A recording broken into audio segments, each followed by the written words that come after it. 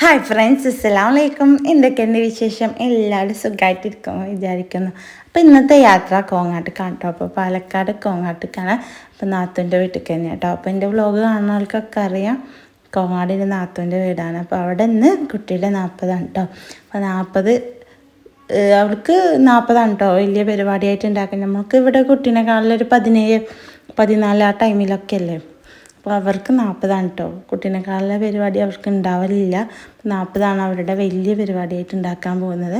അപ്പോൾ ഞങ്ങളിവിടെ അമ്മായികളും മുത്തന്മാരും താത്തയും അങ്ങനെ എല്ലാവരും ഉമ്മയും എല്ലാവരും കൂടിയിട്ട് നമ്മൾ കുട്ടിയുടെ 40 പോകുക കേട്ടോ. അപ്പോൾ അതവിടെ ചിലരൊക്കെ 1 മണിക്കൂർ യാത്ര ഉണ്ട് കേട്ടോ.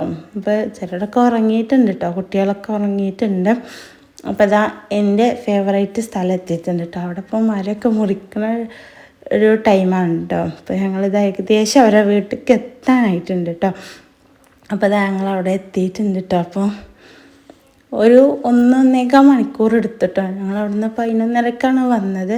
ഒരു 12-1 മണീൻ്റെ ഉള്ളിൽ ഞങ്ങളവിടെ എത്തിയിട്ടുണ്ട്. അപ്പോൾ അതാട്ടോ ഞങ്ങളവിടെ മുറ്റത്ത് എത്തിയിട്ടുണ്ട് കേട്ടോ. അവർ പന്തലൊക്കെ ഇട്ടിട്ടുള്ള വലിയൊരു പരിപാടിയാണ് കേട്ടോ. ഞങ്ങളവിടെ അങ്ങനെ 40 വലിയ പരിപാടിയായിട്ട് ഉണ്ടാക്കാറില്ല.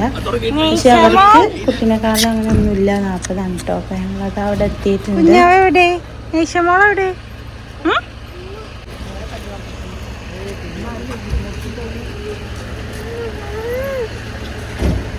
വേണ്ട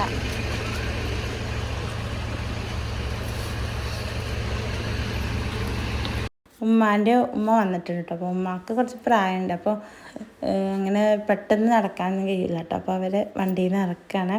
അപ്പോൾ അത് ഞങ്ങൾ അകത്ത് കയറിയിട്ടോ. അപ്പോൾ ഞങ്ങൾക്ക് വെൽക്കം ഡ്രിങ്കൊക്കെ തന്നിട്ടുണ്ടായിരുന്നു. അപ്പോൾ ഞങ്ങളവിടെ ചെന്ന് നോക്കുമ്പോൾ അവിടെ ഫാമിലി മൊത്തം ഉണ്ട് കേട്ടോ. അവർക്ക് കുറേ കുടുംബമുണ്ട് കേട്ടോ. അവർ പിന്നെ ഞങ്ങളിത് അവിടെ. അപ്പോൾ അതായത് താത്താൻ്റെ മോളാണ് കേട്ടോ, നൈഷ മോള്. അപ്പോൾ അവൾ ആരെ കണ്ടാലും കരയാക്കാറ് കേട്ടോ. അപ്പോൾ അവൾ സോപ്പിട്ട് നിർത്തുകയാണ്. അപ്പോൾ ഞങ്ങൾ 40 സ്വർണം കെട്ടാനാണ് കേട്ടോ പോയിട്ടുള്ളത്. അപ്പോൾ അതാ ഞങ്ങൾ ഇവിടുന്ന് കൊണ്ടുപോയ സ്വർണ്ണങ്ങളാണ് കേട്ടോ കുട്ടിക്ക് കെട്ടാൻ വേണ്ടിയിട്ട്. അപ്പോൾ അത് ഓരോന്നായിട്ട് ഞങ്ങൾ കുട്ടിക്ക് ഇങ്ങനെ ഇട്ട് കൊടുത്തിട്ടുണ്ടായിരുന്നു കേട്ടോ. അപ്പോൾ കുട്ടി എന്താണെന്ന് അറിയില്ല, ആ ടൈമൊന്നും കരയാതെ കുറച്ച് നേരം കടന്നു.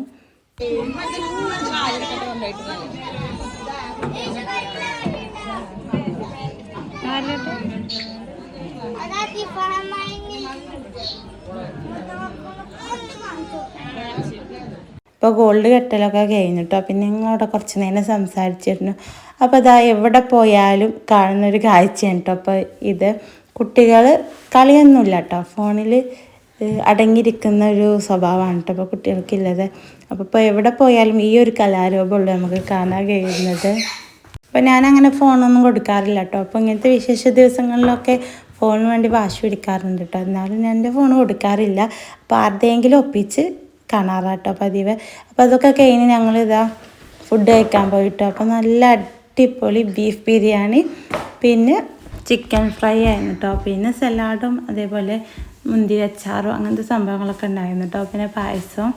പിന്നെ ഇവിടുത്തെ പ്രത്യേകത പറഞ്ഞാൽ നമ്മളവിടുത്തെ ടേബിളോ അങ്ങനത്തെ സംഭവങ്ങളൊന്നുമല്ല കേട്ടോ ഇവിടെ.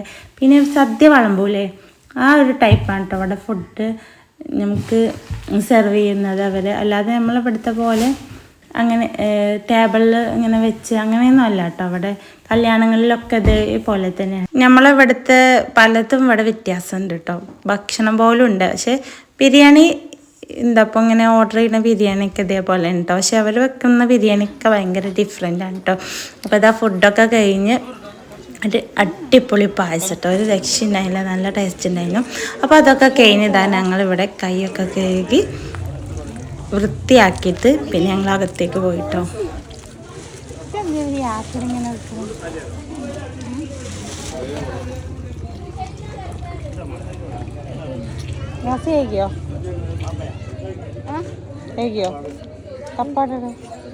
അപ്പം എല്ലാവരുടെ ഫുഡ് കഴിക്കലൊക്കെ കഴിഞ്ഞ് ഒരു 2:30 ആ ടൈമൊക്കെ ആയപ്പോൾ ഞങ്ങളത് അവിടുന്ന് ഇറങ്ങാൻ നിൽക്കുകയാണ് കേട്ടോ. അപ്പോൾ ഇറങ്ങിയാലുള്ള ഒരു 3:30-4 മണീൻ്റെ ഉള്ളിൽ എന്തായാലും വീടെത്താൻ കഴിയുള്ളൂ. അപ്പോൾ ഇതാ ഞങ്ങൾ അവിടുന്ന് എല്ലാവരോടും യാത്ര പറഞ്ഞ് അവിടുന്ന് തിരിച്ചിട്ടോ. അപ്പോൾ ഇതാ എൻ്റെ ഫേവറേറ്റ് സ്പോട്ടാണ് കേട്ടോ. ഇങ്ങോട്ട് വരുമ്പോൾ അങ്ങോട്ട് പോയപ്പോൾ ഞാൻ ആ സൈഡിലായതുകൊണ്ട് എനിക്കത് മിസ്സായി. അപ്പോൾ ഇതാ കനാലിൽ വെള്ളം കൂടി ഉണ്ടെങ്കിൽ ഭയങ്കര ബ്യൂട്ടിയാണ് കേട്ടോ അവിടെ.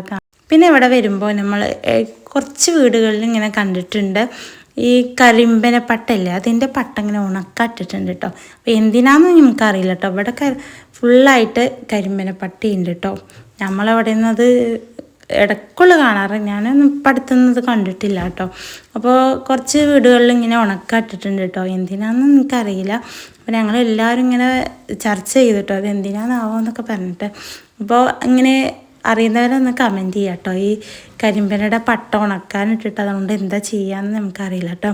അപ്പോൾ എല്ലാവരും കൂടി ഇങ്ങനെ പാട്ടൊക്കെ ഇട്ട് യാത്ര ചെയ്യുമ്പോൾ ഭയങ്കര രസമാണ് കേട്ടോ.